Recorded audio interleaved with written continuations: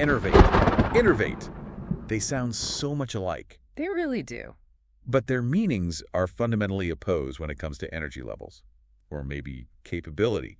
One gives the potential for action via nerves. The other takes strength or energy away. Completely different outcomes.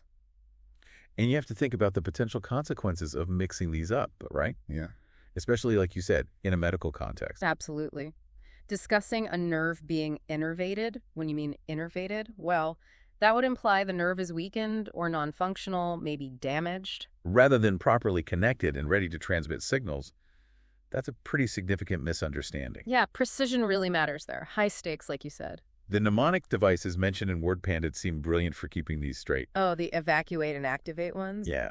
Enervate sounds like energy evacuate. Your energy is leaving. And innervate sounds like interactivate. You're activating something inside, like nerves or muscles. Simple, but really effective memory tools. Definitely. And it's interesting, as you saw in the Reddit thread, even related non-standard words pop up sometimes, like renervate. Oh yeah, the Harry Potter reference. Right, which I believe is a healing spell in that universe. It just shows how the sound of innervate, or maybe innervate, can lead to these new coinages associated with restoring or providing vigor in popular culture. Even if the root word's actual meaning is, ironically, the opposite. Language is funny that way. It really is. Okay, so we know the surprising true meaning, to weaken, to drain. And we know the main reasons people get confused. It looks like energize. It sounds like innervate. But why does innervate mean that? What is it about the word itself that encodes this idea of draining strength? Now we get to the history. This is where the deep dive gets really deep here, Ken. Yeah. The etymology from your sources. This provides the most compelling and maybe, a little bit graphic explanation. This is where the aha moment truly lies, I think. The origin story of enervate takes us back a long way. Back to Latin. Back to Latin naturally. Where specifically? The word comes directly from the Latin verb enervare. Enervare. Okay. And breaking that down, what does it literally mean? Well, your sources, Merriam-Webster, WordPandit, Emma Wilkin, Membean, they all agree on the components. You've got the prefix e, meaning out of or from, Right. and the root word nervous. And nervous is the really key part here. Because while we often translate nervous as nerve today, In classical Latin, it also very much meant sinew or tendon. Is that right? that's exactly right. Sinew or tendon. So, out of sinew or from the sinew. Precisely. And that gives us the word's original, very literal meaning, to weaken by removing the sinews. Or even more starkly, to cut the sinews from. Whoa. Okay. Right. That's incredibly vivid. Cutting someone's sinews, like the tendons in your arms or legs. Yeah. Achilles heel kind of thing. Exactly. That would most definitely take away their physical strength. Yeah. Instantly. Yeah. And as Emma Wilkin's blog really emphasizes, in ancient Roman and classical thought, sinews were seen as the very source of physical power and vitality. They were essential for movement, for strength.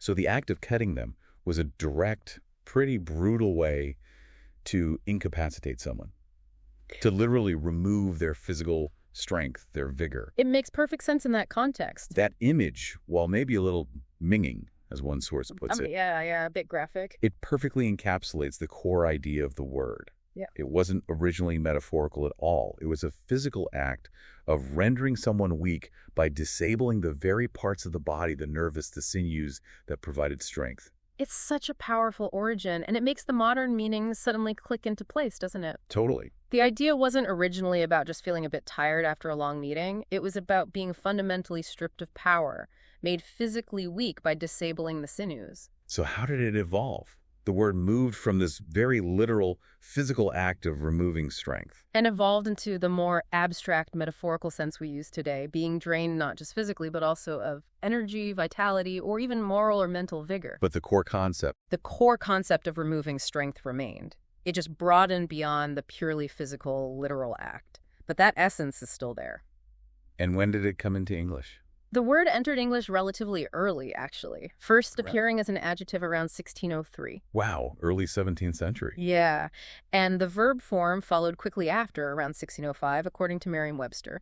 So it's been part of our language for centuries, carrying this original meaning of being weakened, derived right from that ancient physical disabling. It's truly fascinating how a word that sounds so energetic, so positive to many modern ears, is rooted in something so, well, debilitating. Yeah. So physically disabling. It really puts the common confusion with energize into sharp, almost ironic relief, doesn't it? It absolutely does. Okay, so let's try and bring all these threads together now. We've taken this deep dive into the surprisingly counterintuitive definition of enervate. Check. Means to weaken, drain energy. We've explored the linguistic traps, the lookalikes and soundalikes that lead to such widespread confusion. Right, the energize and innervate mix-ups. And we've uncovered the vivid ancient history that explains why the word means what it means, the whole sinew-cutting origin. Yeah, the innervare root, taking strength away, literally. So we've established definitively, based on all your sources, that enervate means to weaken, to drain energy, to lessen vitality. It stands in direct contrast to words like energize or invigorate. No question about it. And the confusion isn't random. It's a direct result of its misleading similarity in sound and appearance to words meaning the opposite. Compounded by the similar-sounding innervate, which deals with nervous system activation, a totally different concept. And the reason it means weakening is fundamentally tied to that Latin origin, enervare, literally meaning to cut the sinews from, a practice understood way back when as a brutal way to remove physical strength. That concept of removing strength is just baked right into its linguistic DNA. So going back to that initial Reddit example that kind of kicked off this whole deep dive. The innervative love tattoo. Yeah. Now we completely understand why that phrase means love that drains or weakens. It wasn't necessarily a mistaken formation of the word enervative. No, the adjective exists. It just used the word correctly, which highlights how unexpected that correct usage feels to so many people.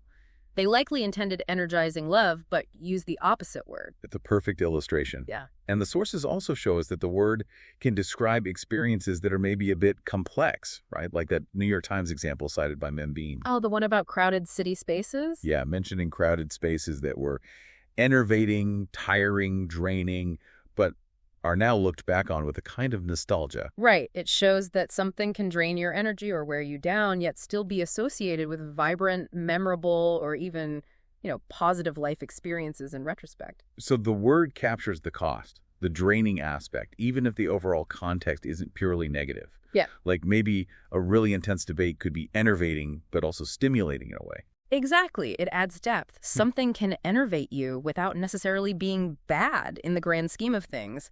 It's just costly in terms of energy or strength. It allows for that nuance. That's a really interesting point. It makes the word more versatile than just meaning tiring. And understanding enervate correctly, knowing its true meaning and its history. Well, it's incredibly valuable, isn't it? It empowers you, the listener, to use the word precisely, to avoid those common pitfalls. And maybe just appreciate the sometimes surprising origins hidden within our everyday vocabulary. Yeah, it connects you to a longer history of language and thought, which is always cool. Absolutely. It's a perfect example of how a word is more than just its modern definition. It's like a little package of history and meaning. And hopefully this deep dive hasn't been, Not enervating, I hope. Let's hope illuminating instead. Definitely. We've seen how intense heat, long meetings, difficult work, crowded places, even relationships or debates can be described as enervating based on the examples in your sources. They all have that potential to drain energy or vitality. They chip away at your strength, physically or mentally. Which brings us to a final thought for you, the listener, to maybe carry with you. We've explored all these external factors and situations that can enervate someone. So, considering the various things that have the potential to drain energy, vitality, or strength, what might be something in your own life that is subtly, or perhaps not so subtly, enervating you? That's a good question. Something that drains your energy or strength, maybe without you fully realizing it. Much like how many people are drained by the confusing nature of this one little word. A question perhaps worth reflecting on as you move through your day. Something to mull over. Indeed.